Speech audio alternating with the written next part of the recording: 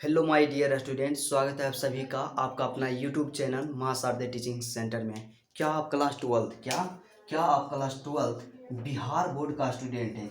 क्या आप class twelfth Bihar board का स्टूडेंट हैं और 2025 में 2025 में बोर्ड का एग्ज़ाम देने वाले हैं? मेरे दोस्त, आज के क्लास आपके लिए काफ़ी स्पेशल होने वाला है, क्योंकि आज की क्लास में हम लोग चर्चा करने वाले हैं 2025 एग्ज़ाम में बिहार बोर्ड 2025 इंटर एग्ज़ाम में हिंदी में क्या है कि हिंदी में कैसे 100 में से 100 अंक लाएं। हिंदी में कैसे 100 में से 100 अंक लाएं।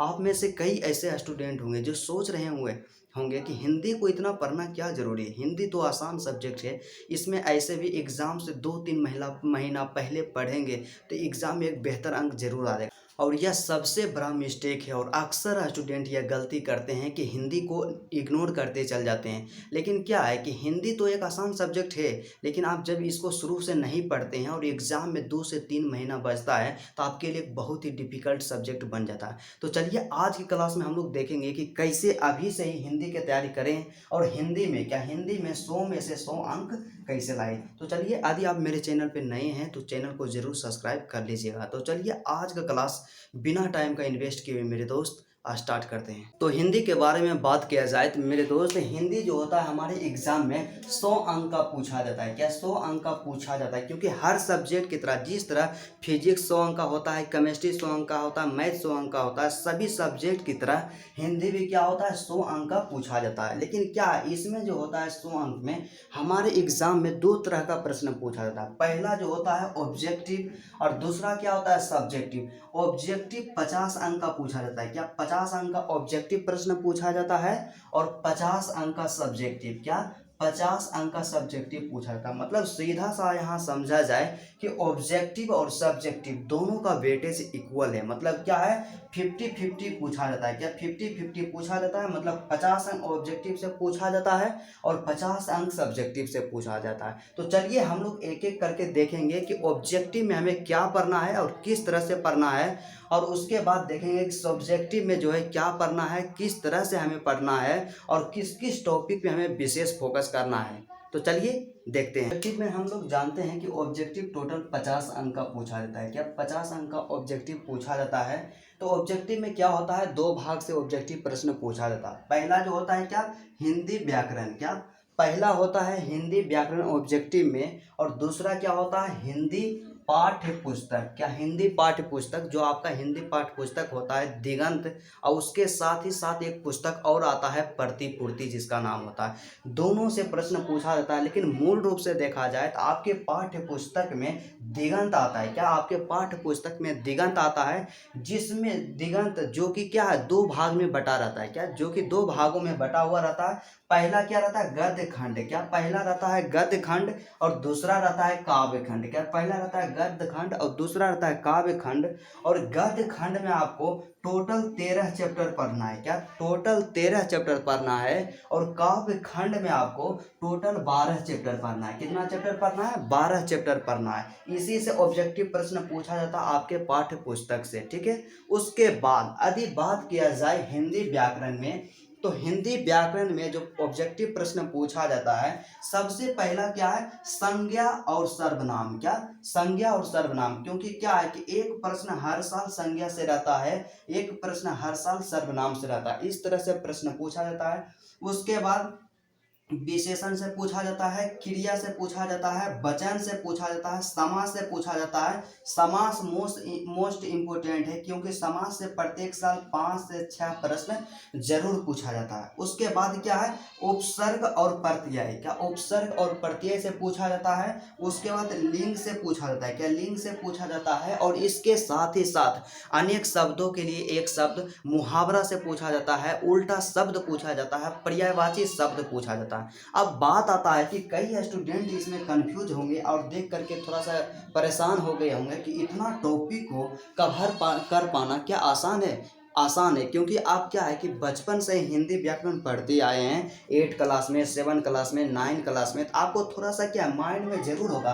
बस आपको क्या करना है कि आप जहाँ भी क्लास करते हैं, चाहे वह आप ऑनलाइन करते हैं या ऑफलाइन करते हैं, जहाँ भी आप क्लास कर रहे हैं वहाँ आप क्या कीजिए, सिर्फ एक बार पढ़ लीजिए, संज्ञा पढ़ लीजिए, सर्वनाम पढ़ लीजिए, विशेषण, इस तरह से सब टॉपिक को कवर कर लीजिए। क्या सब टॉपिक को कवर कर लीजिए। उसके बाद इस टॉपिक से जितने भी पिछले 5 से 6 वर्षों में प्रश्न पूछा गया, केवल उसको तैयार कर लीजिए। क्या केवल उसको तैयार कर लीजिए, और एग्जाम में जो भी प्रश्न इससे पूछा जाएगा 100% मेरा मानना है कि उससे बाहर नहीं रहेगा। क्या उससे बाहर नहीं रहेगा। बस आपको क्या करना है, PYQ क्वेश्चन तैयार करना। इसके लिए आप क्या कीजिए कि हिंदी का कोई भी गाइड पेपर, गेस्ट पेपर ले लीजिए। क्या हिंदी का कोई भी गेस्ट पेपर मार्केट से आप ले लीजिए, आपके अनुसार जो अच्छा रहता है वो ले करके, और क्या कीजिए, इस तरह से आप तैयारी कीजिए। अब बात आता है माय डियर स्टूडेंट कि हिंदी में तो हम समझ गए कि हिंदी में ऑब्जेक्टिव जो होता है व्याकरण से इन टॉपिक पे पूछा जाता है। लेकिन क्या होता है कि आपके एग्जाम में 50 अंक का ऑब्जेक्टिव प्रश्न पूछा जाएगा, लेकिन आपके पास 100 ऑब्जेक्टिव रहेगा। कितना ऑब्जेक्टिव, 100 ऑब्जेक्टिव रहेगा,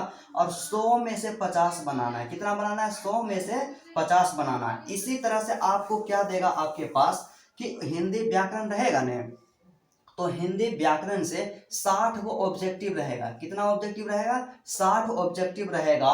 और हिंदी का जो पाठ्य पुस्तक है इससे रहेगा 40 ऑब्जेक्टिव रहेगा। क्या, 40 ऑब्जेक्टिव रहेगा। इसी रेशियो में ऑब्जेक्टिव प्रश्न पूछा जाता है। तो यहाँ से आप देख सकते हैं कि हिंदी जो व्याकरण है, हिंदी ग्रामर है, हिंदी ग्रामर का कितना बड़ा रोल है। क्या है कि हिंदी से 60 प्रश्न पूछा जाता है, और आपका जो पाठ्य पुस्तक होता है उससे कितना प्रश्न पूछा जाता है, 40 प्रश्न पूछा जाता है। इसलिए आपको क्या करना है कि व्याकरण पे आपको विशेष फोकस करना है, क्योंकि व्याकरण एक ऐसा टॉपिक है जिस पे आप थोड़ा सा भी समय देते हैं और आपको पूरा में से पूरा अंक मिल जाता है। तो आपको क्या करना है कि व्याकरण पर विशेष ध्यान देना है। उसके साथ ही साथ आपको क्या करना है, हिंदी वाला जो होता है चैप्टर वाइज ऑब्जेक्टिव तैयार करना है। क्या आपका जो पाठ्य पुस्तक है चैप्टर वाइज ऑब्जेक्टिव तैयार करना। और यहाँ पे एक स्टूडेंट ऐसा गलती कर देते हैं, क्योंकि जब मैं भी क्लास 12th में था तो इस तरह का मिस्टेक किए थे।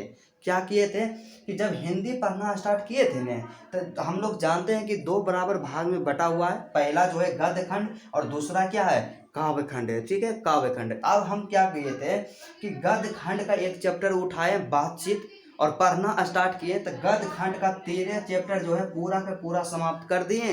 और उसके बाद हम क्या किए कि काव्य खंड का पढ़ना स्टार्ट किए, काव्य खंड का चैप्टर। और यह सबसे बड़ा मिस्टेक है, क्योंकि हम लोग जानते हैं कि क्या है कि हिंदी से यदि 40 ऑब्जेक्टिव पूछा जाता है तो 20 गो रहेगा। क्या, 20 गो रहेगा गद्य खंड से, और 20 ऑब्जेक्टिव रहेगा काव्य खंड से। इसीलिए आपको ऐसा मिस्टेक नहीं करना है। तो आपको पढ़ना है किस तरह से, आपको पढ़ना है इस तरह से कि मान लीजिए एक चैप्टर आप पढ़ें गद्य खंड का, एक चैप्टर गद्य खंड का पढ़ लिए, तो सबसे पहले उसका ऑब्जेक्टिव तैयार कीजिए। जितना ऑब्जेक्टिव है पिछला साल पूछा गया उस चैप्टर से सबको कंप्लीट कीजिए।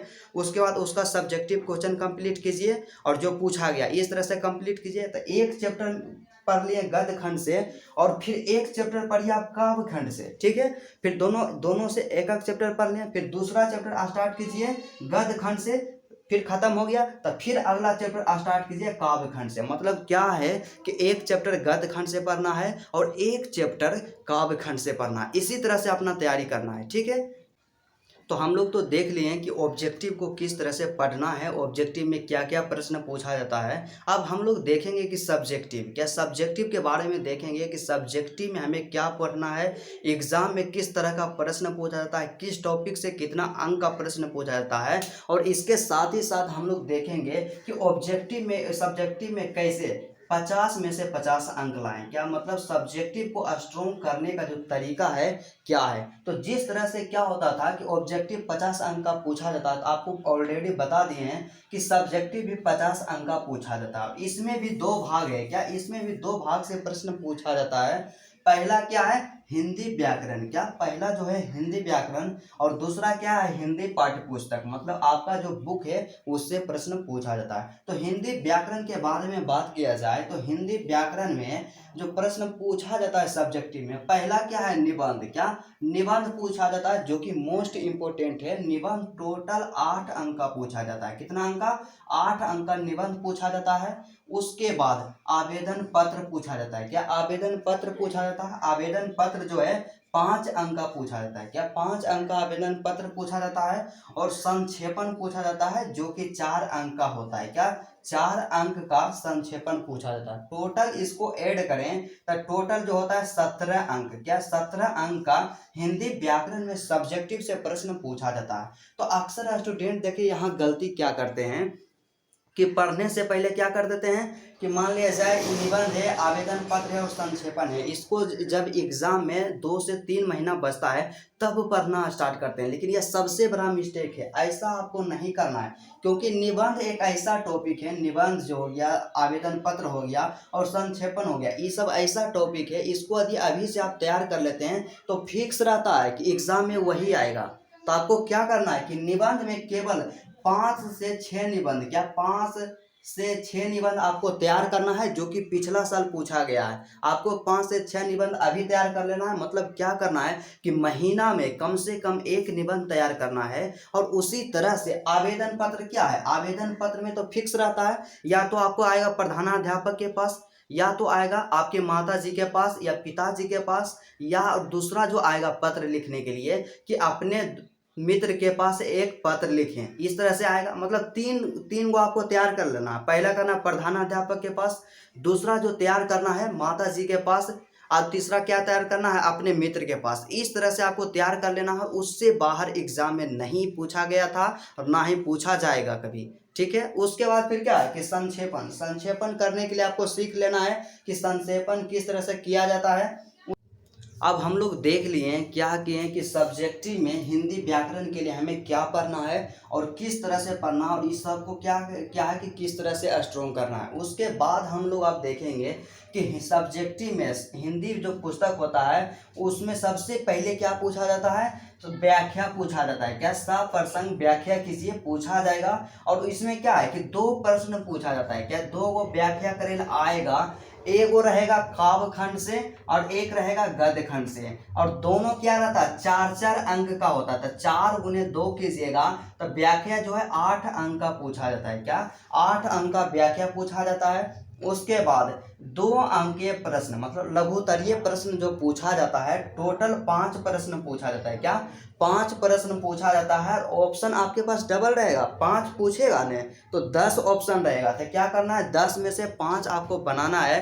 तो 2 अंक वाला प्रश्न जो हो गया टोटल कितना अंक का हो गया, 10 अंक का हो गया। उसके बाद 5 अंकीय जो प्रश्न रहता है, 6 प्रश्न दिया रहेगा आपके पास और बोलेगा कि इनमें से किन्हीं 3 प्रश्नों का उत्तर दीजिए। तो 3 को उत्तर दीजिएगा तो यहाँ से कितना हो जाएगा 15 अंक हो जाएगा। क्या 15, इस सब को ऐड कीजिएगा तो 8 और 5 हो गया, 13 के 3 बाकी रह गया 1 और 2 हो गया, 2 1 3, 33 अंक हो गया। और इधर व्याकरण से 17 में 33 को जोड़िएगा तो 7 3 10 के 0 बाकी रह गया 1 2 1 3 1 4 1 5, टोटल 50 अंक पूर जाता है। मतलब क्या है कि इस तरह से आपके एग्जाम में प्रश्न पूछा जाता है। तो आपको क्या करना है कि व्याख्या के लिए जितना भी पिछले 5 से 6 वर्षों में पूछा गया है सबको सिर्फ तैयार कर लेना है। बस आपको इसमें से तैयार कर लेना है कि 5 से 6 वर्षों में जो पूछा गया और उससे बाहर 2025 में नहीं आएगा। उसके बाद फिर क्या करना है कि 2 अंक के प्रश्न और 5 अंक के प्रश्न के लिए आपको चैप्टर पढ़ना है, गद्य खंड और काव्य खंड। पूरा चैप्टर एक एक करके सबको पढ़ जाना है और उसके क्या करना है, उसका जो समरी रहेगा थोड़ा सा आपके अपने माइंड में रखना है और उससे बाहर एग्जाम में नहीं आएगा। और यदि इस तरह से आप तैयारी करते हैं तो आपका क्या है कि 2025 एग्जाम में, क्या बिहार बोर्ड 2025 एग्जाम में 100 में से 100 अंक जरूर आएगा। क्या 100 में से 100 अंक जरूर आएगा। तो चलिए आज का क्लास यहीं तक रहता है। यदि आपको वीडियो अच्छा लगा तो मेरे दोस्त वीडियो को जरूर लाइक कीजिएगा और मेरे चैनल पे यदि आप नए हैं तो चैनल को जरूर सब्सक्राइब कर लीजिएगा। तो चलिए आज का क्लास यहीं तक रहता है, फिर आपसे मिलते हैं नेक्स्ट वीडियो में।